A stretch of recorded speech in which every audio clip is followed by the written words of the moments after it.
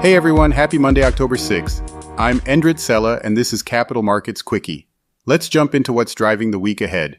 Quick note before we dive in. Today's episode is brought to you by AMF Capital Asset Management Frankfurt. Learn more about our funds and strategies at amf-capital.de. So it's Monday, and this week, well, things might be a little quieter than usual on Wall Street if the US government stays shut down. Yeah, that's right. The shutdown means a bunch of key economic data may not even get released. We're talking about reports like the trade deficit, weekly jobless claims, and wholesale inventories, all likely to be delayed. But not everything is frozen. Investors will still hear from Treasury Secretary Scott Bessent, several top Fed officials, and we're still expecting the Fed's meeting minutes plus the University of Michigan's Consumer Sentiment Report later in the week. The shutdown doesn't affect the Federal Reserve itself since the Fed's operations are self-funded, so Fed Chair Jerome Powell is still expected to appear, at least in a pre-recorded message, at the Fed's big community banking conference on Thursday, and we'll also get remarks from Vice Chair Michelle Bowman and the Fed's newest board member, Stephen Moran, who's been pushing for deeper rate cuts.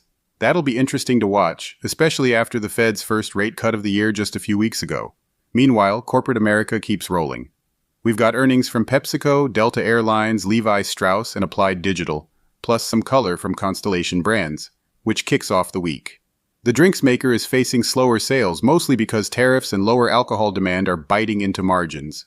PepsiCo's report later this week will also be a good read on consumer behavior, especially with its Frito-Lay division under pressure.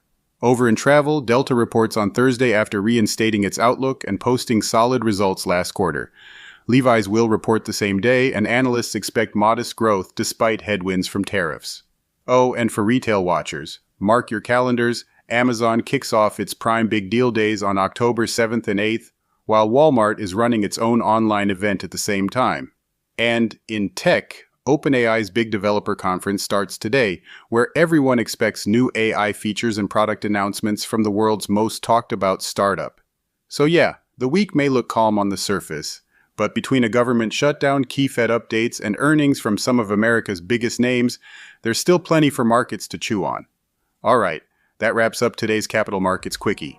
Join me again tomorrow morning for more market updates. See you then.